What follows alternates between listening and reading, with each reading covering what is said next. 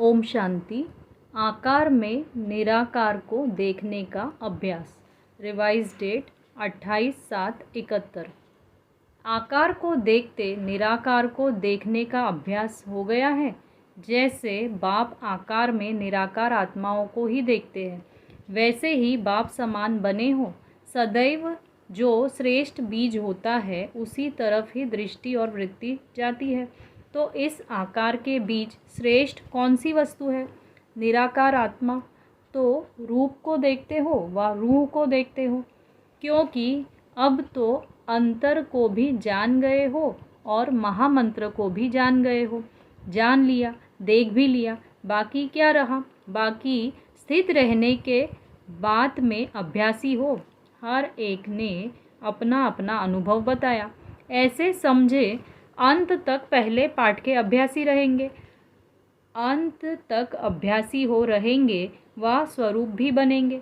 अंत के कितना समय पहले ये अभ्यास समाप्त होगा और स्वरूप बन जाएंगे? जब तक शरीर छोड़ेंगे तब तक अभ्यासी रहेंगे।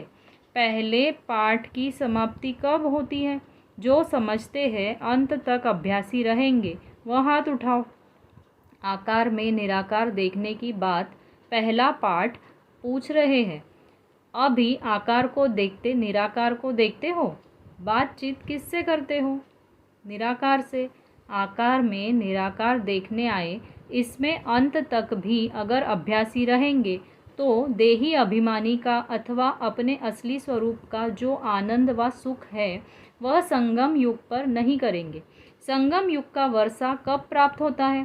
संगम युग का वर्षा कौन सा है? अतीन्द्रिय सुख। यह अंत में मिलेगा क्या? जब जाने वाले होंगे। आत्मिक स्वरूप हो चलना व देही हो चलना यह अभ्यास नहीं है। अभी साकार को व आकार को देखते आकर्षण इस तरफ जाती है व आत्मा तरफ जाती है। आत्मा को देखते हो ना। आकार में निराकार को देखना यह प्रैक्टिकल और नेचुरल स्वरूप हो ही जाना चाहिए। अब तक शरीर को देखेंगे क्या? सर्विस तो आत्मा की करते हो ना। जिस समय भोजन स्वीकार करते हो तो क्या आत्मा को खिलाते हैं व शारीरिक भान में करते हैं? सीढ़ी उतरते और चढ़ते हो। सीढ़ी का खेल अच्छा लगता है। उतरना और चढ़ना किसको अच्छा लगता है? छोटे छोटे बच्चे कहाँ भी सीढ़ी देखेंगे तो उतरेंगे चढ़ेंगे ज़रूर। तो क्या अंत तक बचपन ही रहेगा क्या? वानप्रस्थी नहीं बनेंगे? जैसे शरीर की भी जब वानप्रस्थ अवस्था होती है तो धीरे धीरे बचपन के संस्कार मिटते जाते हैं ना। तो यह उतरना चढ़ना बचपन का खेल कब तक होगा? साक्षात्कार मूर्त तब बनेंगे जब आकार में होते निराकार अवस्था में होंगे। अगर ऐसे समझेंगे कि अंत तक अभ्यासी रहना है तो इस पहले पाठ को परिपक्व करने में ढीलापन आ जाएगा। फिर निरंतर सहज याद व स्वरूप की स्थिति की सफलता को देखेंगे नहीं।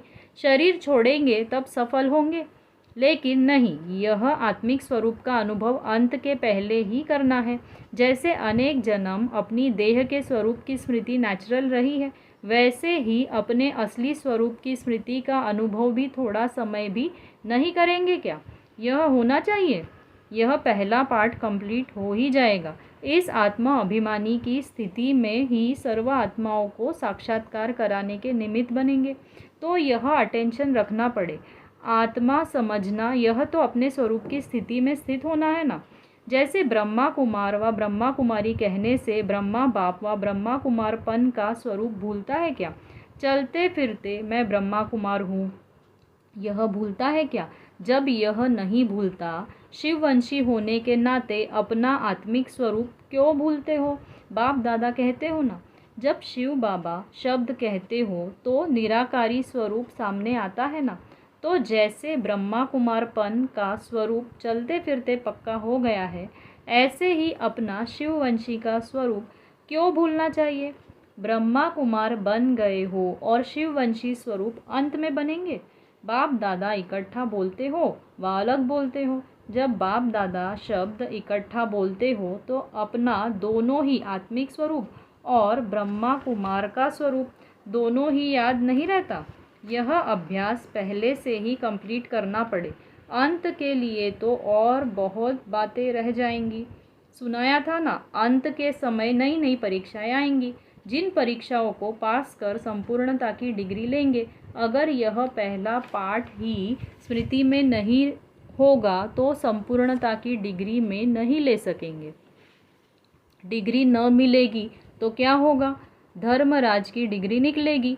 तो यह अभ्यास बहुत पक्का करो। जैसे पहला विकार एकदम संकल्प रूप से भी निकालने का निश्चय किया तो उसमें विजयी मेजॉरिटी बने है ना। अपनी प्रतिज्ञा के ऊपर मदार है। जिस बात की फोर्स से प्रतिज्ञा करते हो तो वह प्रतिज्ञा प्रैक्टिकल रूप ले लेती है। अगर समझते हो यह अंत का कोर्स है तो फिर रिजल्ट क्या होती है? प्रैक्टिकल नहीं होती है, प्रैक्टिस ही रह जाती है। यह बातें तो पहले क्रॉस करनी है। अगर अंत तक क्रॉस करेंगे तो कंप्लीट अतीन्द्रिय सुख का वर्षा कब प्राप्त करेंगे? कई बातें ऐसी है जिसमें हर एक ने अपनी अपनी यथाशक्ति क्रॉस करके प्रैक्टिस के बजाय प्रैक्टिकल में लाया है। कोई किस बात में, कोई किस बात में। जैसे लौकिक देह के संबंध की बात कोई प्रैक्टिस में है, कोई प्रैक्टिकल में एक ही अलौकिक पारलौकिक संबंध के अनुभव में है।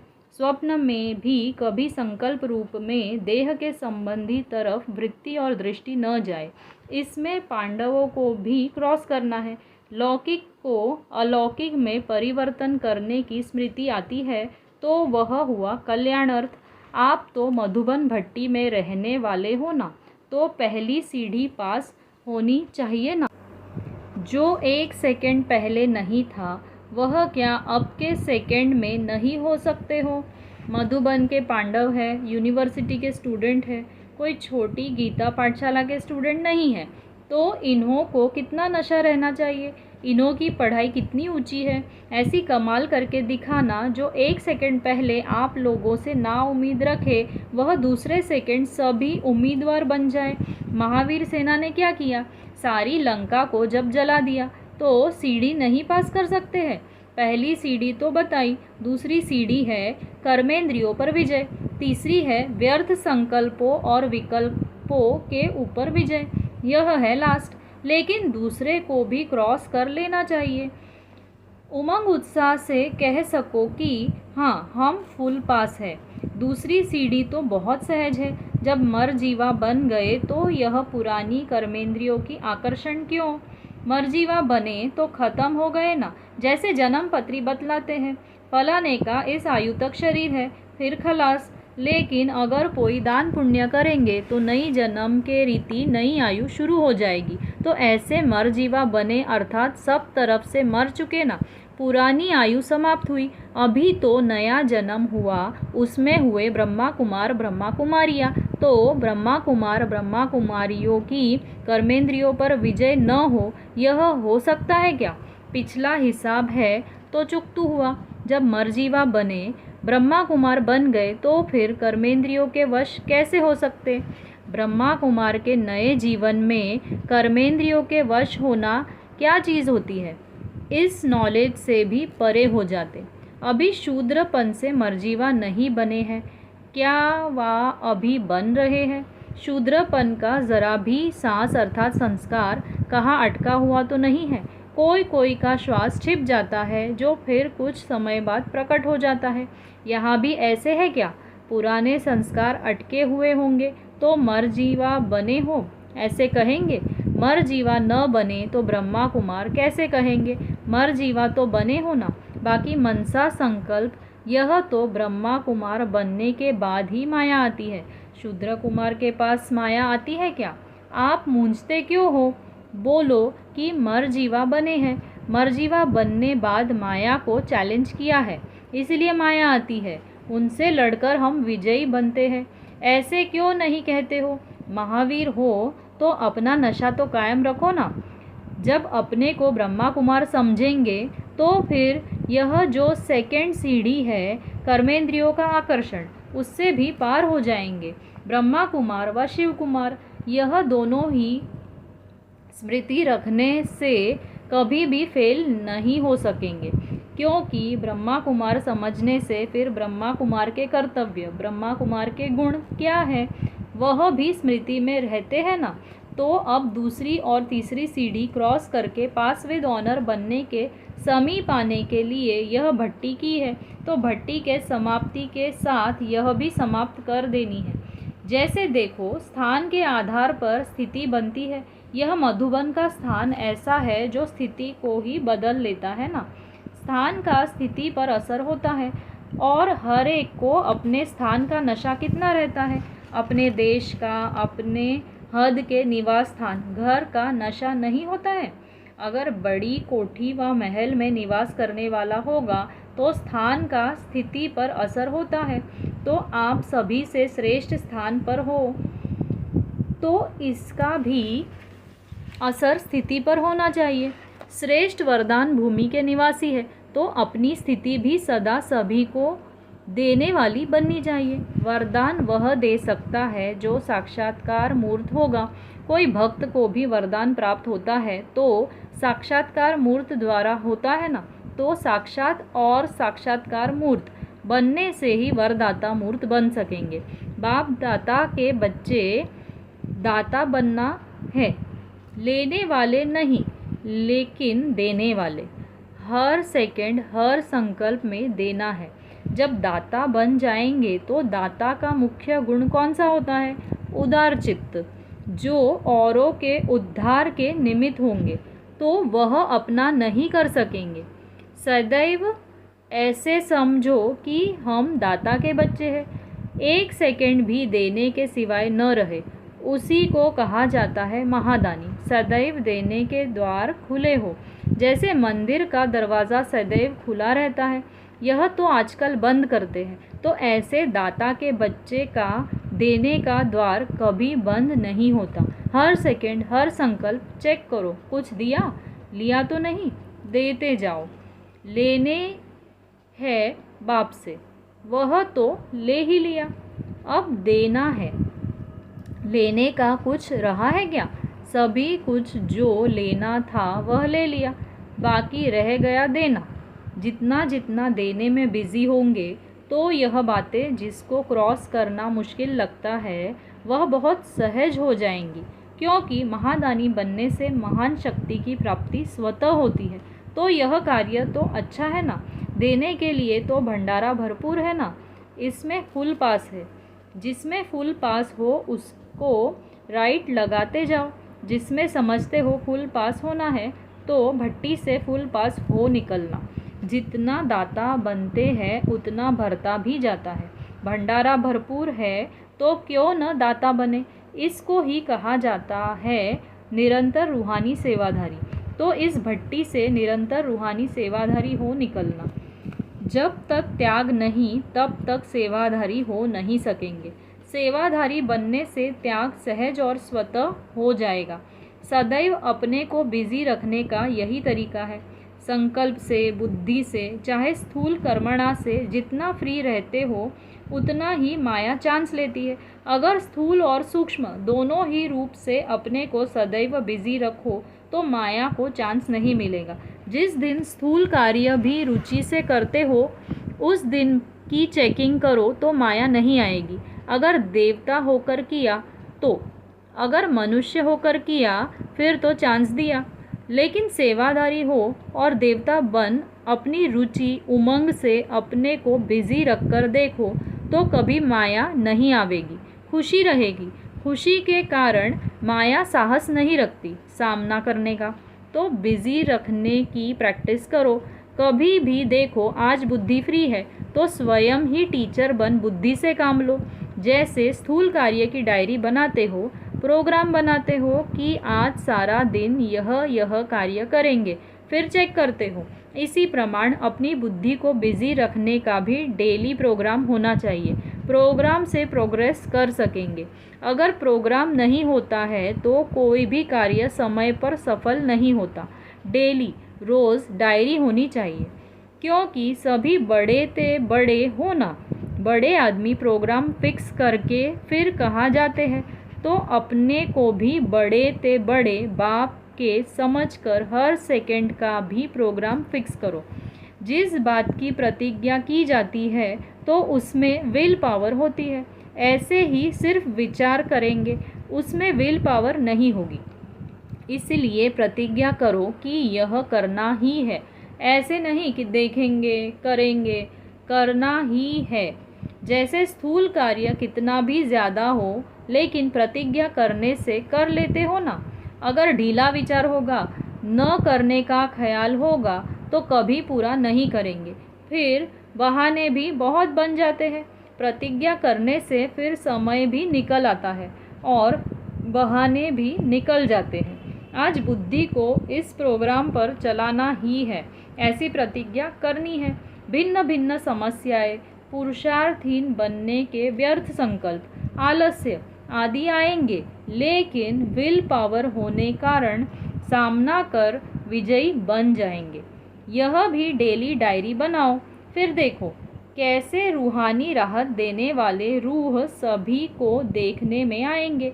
रूह आत्मा को भी कहते हैं और रूह एसेंस को भी कहते हैं, तो दोनों हो जाएंगे। दिव्य गुणों के आकर्षण अर्थात एसेंस, वह रूह भी होगा और आत्मिक स्वरूप भी दिखाई देंगे। ऐसा लक्ष्य रखना है तो रूप की विस्मृति, रूह की स्मृति इस भट्टी से बनाकर निकलना। बिल्कुल ऐसा अनुभव हो जैसे यह शरीर एक बॉक्स है, इनके अंदर जो हीरा है उनसे ही संबंध स्नेह है, ऐसा अनुभव करना। तो निवास स्थान का भी आधार लेकर स्थिति को बनाओ। मधुबन निवासी अर्थात मधुरता और बेहद के वैरागी। जो बेहद के वैरागी होंगे वह रूह को ही देखेंगे।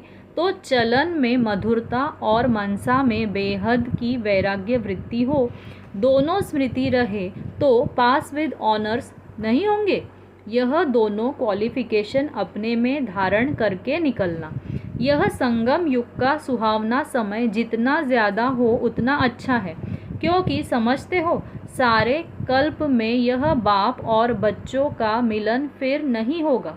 इसलिए समझते हो यह संगम का समय लंबा हो जाए, न कि आपकी वीकनेस के कारण। सदैव यही लक्ष्य रखो कि एवर रेडी रहे। बाकी यह अतीन्द्रिय सुख का वर्षा निरंतर अनुभव करने के लिए रहे हुए है, न कि अपनी कमजोरियों के लिए।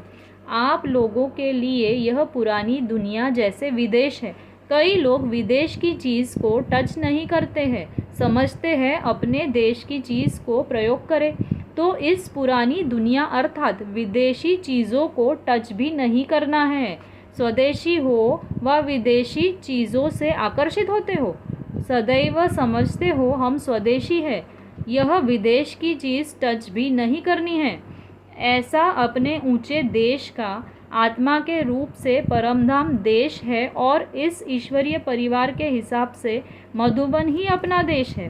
दोनों देश का नशा रखो। हम स्वदेशी है, विदेश की चीज़ों को टच भी नहीं कर सकते। अब पावरफुल रचयिता बनो। रचयिता ही कमज़ोर होंगे तो रचना क्या रचेंगे। अलंकारी बनकर निकलना है। निरंतर एक रस स्थिति में स्थित हो दिखाने का एग्जाम्पल बनना, जो सभी को साक्षात्कार हो। द्वापर में तो भक्त लोग साक्षात्कार करेंगे, लेकिन यहाँ सारा दैवी परिवार आप साक्षात्कार मूर्त से साक्षात्कार करें। जमा करना है, कमाया और खाया, यह तो 63 जन्मों से करते आए। अब जमा करने का समय है, गंवाने का नहीं है। अच्छा, जो कर्म संकल्प करो अपने में लाइट होने से वह कर्म यथार्थ होगा। ऐसे लाइट रूप अथवा ट्रांसपेरेंट बनो। यह भट्टी पांडव भवन को ट्रांसपेरेंट चैतन्य प्रदर्शनी बनाएगी और सभी को साक्षात्कार करने की आकर्षण हो कि यह चैतन्य प्रदर्शनी जाकर देखे। सभी बातों में विन करना ही है, 1 नंबर में आना है। पुराने संकल्प संस्कार समेटकर खत्म करना अर्थात समा देना है, जो फिर इमर्ज न हो। जो चाहे सो कर सकते हो, लेकिन चाहना में विल पावर हो। जितनी वृत्ति पावरफुल होगी उतना वायुमंडल भी पावरफुल बनता है।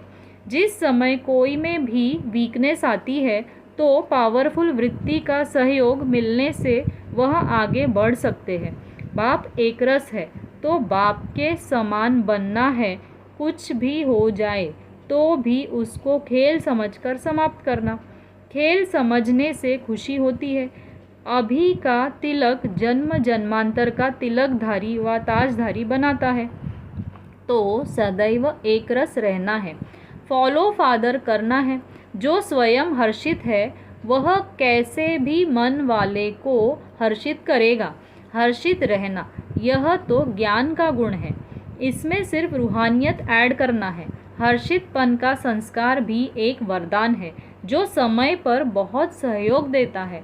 अपने कमज़ोर संकल्प गिराने का कारण बन जाते हैं, इसलिए एक संकल्प भी व्यर्थ न जाए, क्योंकि संकल्पों के मूल्य का भी अभी मालूम पड़ा है।